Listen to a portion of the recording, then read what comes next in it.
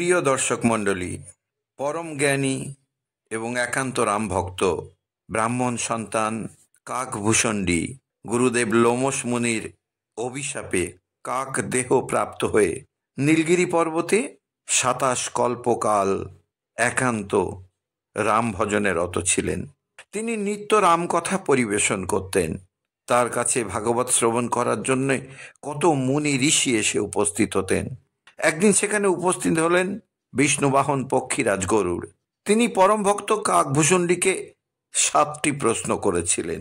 তিনি জানতে চেয়েছিলেন সকল জীবের মধ্যে দুর্লভ শরীর কোনটি, মানুষের জীবনে সব থেকে বড় দুঃখ কি, আর বড় সুখ বা কোনটি, সাধু এবং অসাধু কারা, শাস্ত্র অনুসারে শ্রেষ্ঠ পুণ্য কি, সব থেকে জঘন্য ও ভয়ঙ্কর পাপই বা কি, মন থেকে কোন কোন রোগের সৃষ্টি হয়। আসুন আজ আমরা বিস্তারিতভাবে এই সকল প্রশ্নের উত্তর কাকভূষণ্ডীর মুখ থেকে জানার চেষ্টা করি। পর্বটি ভালো লাগলে অবশ্যই লাইক ও শেয়ার করবেন, চ্যানেলটি সাবস্ক্রাইব করে সঙ্গে থাকবেন। পর্বটি শেষ পর্যন্ত শোনার অনুরোধ রইল। মানব শরীরের সমান কোনো শরীর নেই। নিখিল ব্রহ্মাণ্ডের সকল চর ও অচর মানব তনু প্রার্থনা করে। যদ্যপি অন্যান্য সৃষ্ট জীব তনু অপেক্ষা অনেকাংশে জঘন্য ও হীনবল এই মানব তনু। এটি মল মূত্র বাত পিত্ত কপে পরিপূর্ণ। মৃত্যুর পর বাঘ, সিংহ, হরিণ, ছাগ, গরু, মহিষ, কুমির, সর্প ইত্যাদির হাড় ও চামড়া, গরুর দুধ, মহিষ, ছাগ ও উট প্রভৃতির দুধ, গাভীর দেহে উৎপন্ন পঞ্চগব্য প্রভৃতি অন্যান্য জীবের নানা প্রয়োজন সাধন করে থাকে। কিন্তু মানব তনু এত নিকৃষ্ট যে মৃত্যুর পর এটি কোনো সেবায় লাগে না। তথাপি কেবলমাত্র মানব শরীরই স্বর্গ, নরক, মোক্ষ প্রাপ্তির একমাত্র সিঁড়ি হওয়াতে এবং কল্যাণকারী জ্ঞান, বৈরাগ্য ও ভক্তি প্রদানকারী হওয়াতে সকলের কাছে কাঙ্ক্ষিত।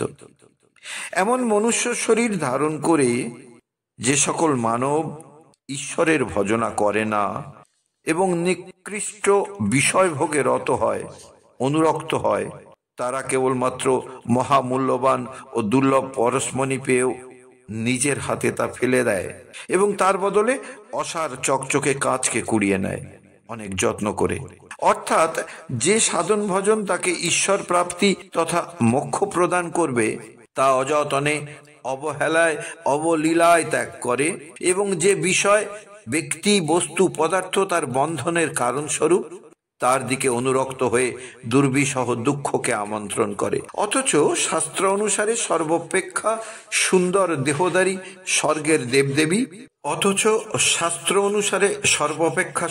দেহধারী স্বর্গের দেবদেবী যাদের কোনো শোক নেই, তাপ নেই, কষ্ট নেই, রোগ ব্যাধি নেই, জন্ম, বাল্য, পৌগণ্ড, জরা, মৃত্যু নেই, আছে শুধু ভোগবিলাস, তারাও অধীর ও আকুল হয়ে আছেন মনুষ্য তনু পাওয়ার জন্য। দেবা মনুষ্য চিন্তসী। তাই এই দুর্লভ মানব শরীরকে সাধন ভজনে এবং দেব, সাধু, গুরু সেবায় নিয়োজিত করা উচিত। দ্বিতীয় প্রশ্ন, সর্বাপেক্ষা বড় দুঃখ কি? এর উত্তরে কাকভূষণ্ডী বললেন, সর্বাপেক্ষা বড় দুঃখ হল দারিদ্রতা। অর্থাৎ ব্যক্তি, বস্তু, পদার্থ, সুযোগ সুবিধা, মানসিক সুখ, শান্তি, তৃপ্তি ইত্যাদির অভাববোধ। এই দারিদ্রতাকে দুভাগে ভাগ করা যেতে পারে: আর্থসামাজিক দারিদ্রতা ও আধ্যাত্মিক দারিদ্রতা। এর প্রথমটি অর্থাৎ আর্থসামাজিক দারিদ্রতার মূলে আছে অন্ন, বস্ত্র, বাসস্থান, শিক্ষা, স্বাস্থ্য তথা কর্ম ও সামাজিক সুরক্ষা।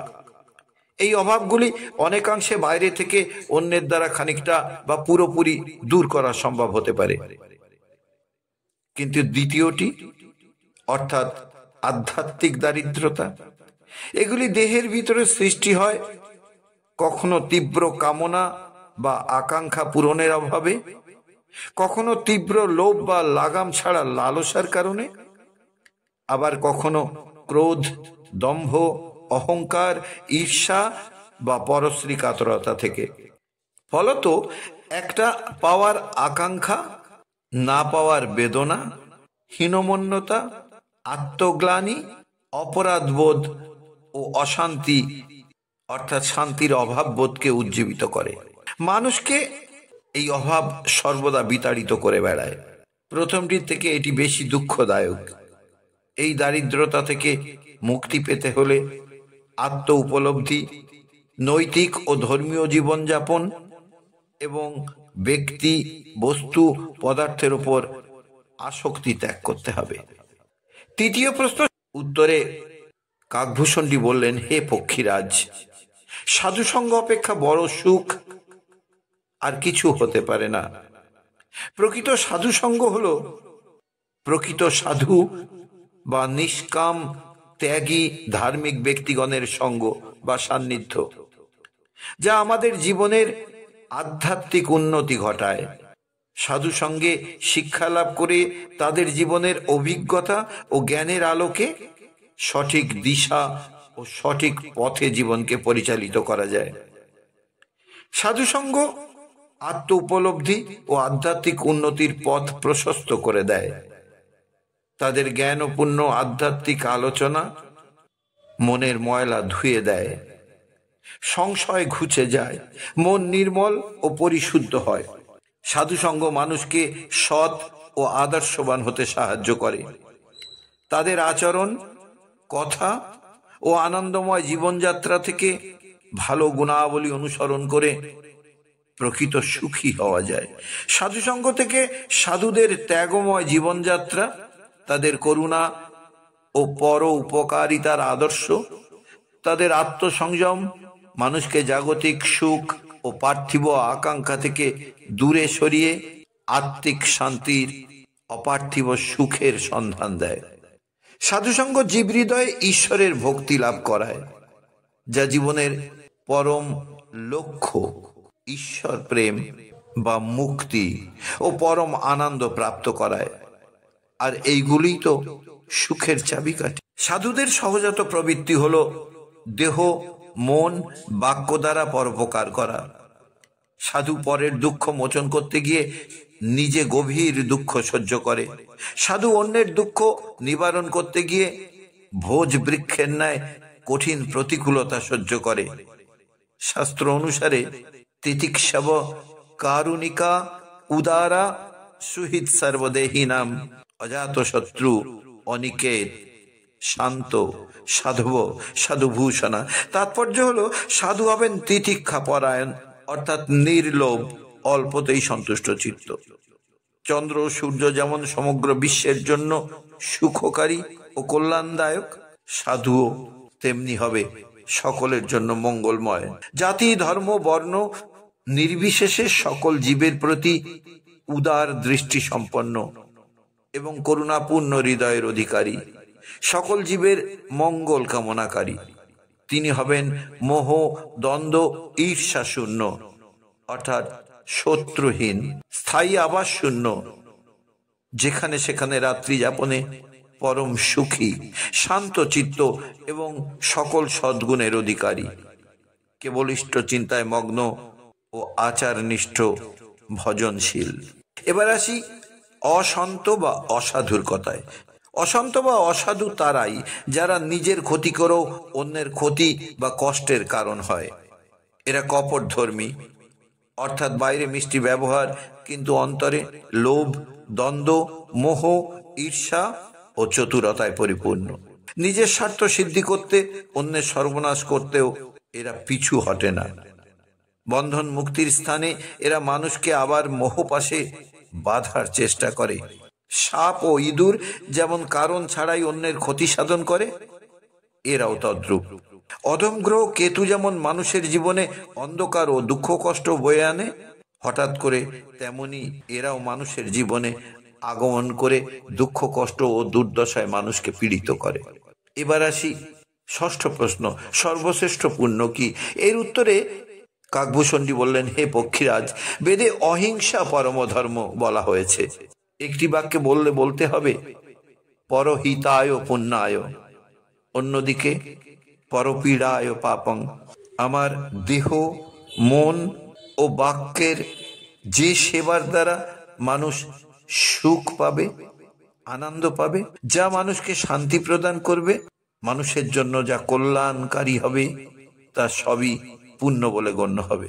ক্ষুধাতুরকে অন্নদান, আশ্রয়হীনকে আশ্রয় দান, বস্ত্রহীনকে বস্ত্র দান, পীড়িতকে সেবা শুশ্রূষা করা, আর্ত ও অসুস্থ ব্যক্তিকে সহায়তা প্রদান করা, এই সবগুলি পুণ্যকর্ম। আর পরচর্চা ও পরনিন্দা মহাপাপ কর্ম বলে অভিহিত হয়েছে। আর এর ফলস্বরূপ গুরু ভগবানের নিন্দাকারী পরজন্মে ব্যাঙ হয়ে জন্মায়। এভাবে হাজার জন্ম সে ব্যাঙ হিসাবে জন্মগ্রহণ করে। ব্রাহ্মণ নিন্দাকারী বহুকাল নরক ভোগের পর কাক হয়ে জন্মায়। যে অভিমানী জীব বেদাদি শাস্ত্র ও দেবতার নিন্দা করে, সে রৌরব নরকে পতিত হয়। সাধু সন্তদের নিন্দাকারী পেঁচা হয়ে জন্মায়, যার নিকট মোহরূপী রাত্রি প্রিয় হয় এবং সূর্যোদয়ে অর্থাৎ জ্ঞানের আলোকে যে চক্ষু মুদে নেয়। যে মূর্খতাবশত সকলের নিন্দা করে, সে চামচিকে হয়ে জন্মায়। এবার আসি সপ্তম ও শেষ প্রশ্ন, মন থেকে কোন কোন রোগের সৃষ্টি হয়, অর্থাৎ মানসিক রোগ বলতে কি বোঝায়? এর উত্তর দিতে গিয়ে কাকভূষণজি বললেন, হে পক্ষীরাজ, এবার মানসিক রোগের কথা শুনুন, যার দ্বারা মানুষ দুঃখ কষ্ট পায়। সমস্ত রোগের মূল হলো মোহ অর্থাৎ অজ্ঞানতা। আর এই রোগ বহুবিধ রোগ জন্ম দেয়। যেমন কামনা হতে বাতের সৃষ্টি হয়, ক্রোধ হতে পিত্ত, সর্বদা যার দ্বারা বুক জ্বালা করে, লোভ বর্ধিত কপে পরিণত হয়। যদি কখনো তিন ভাই বাত পিত্ত কপ একত্রিত হয়, অর্থাৎ তাদের মিলন হয়, তাহলে দুঃখদায়ক সন্নিপাতের জন্ম হয়। বহু কষ্টে পূর্ণ হওয়া বিষয়ের মনোরথ, সেটাই কষ্টদায়ক ব্যথাজনিত রোগে পরিণত হয়। তাহা বহুবিধ নামে পরিচিত, যেমন মমতা দাদ রোগ, ঈর্ষা চুলকানি, হর্ষ বিষাদ গলার গলগণ্ড ও কণ্ঠমালা ইত্যাদি রোগ। পরের সুখে যে জ্বলে পুড়ে মরে, তা যক্ষা রোগে পরিণত হয়। দুষ্টতা ও মনের অহংকার অত্যন্ত কষ্টদায়ক গাঁট বা জয়েন্ট পেইন অর্থাৎ গেটে বাতরূপে পরিণত হয়। দম্ভ কপট ও মদেমত্ত ব্যক্তির শিরার রোগ উৎপন্ন হয়। লালসা ও তৃষ্ণা থেকে জলদর রোগ অর্থাৎ মোটা পেট। তিনটি ইচ্ছা, পুত্র ধন ও মান, তিনটি রোগের কারণ হয়ে দাঁড়ায়।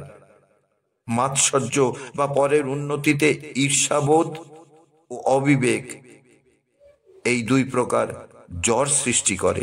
এই প্রকারে মনের স্থিতি থেকে বহু প্রকার রোগ সৃষ্টি হয়। নিয়ম ধর্ম, আচার আচরণ, তপ, জ্ঞান, যজ্ঞ, জপ, স্বাধ্যায় তথা দান, এরকম বহু ঔষধ আছে, যার দ্বারা এর খানিকটা উপশম হয় বটে, কিন্তু সারে না। এই প্রকারে জগতের সমস্ত জীবই রোগী।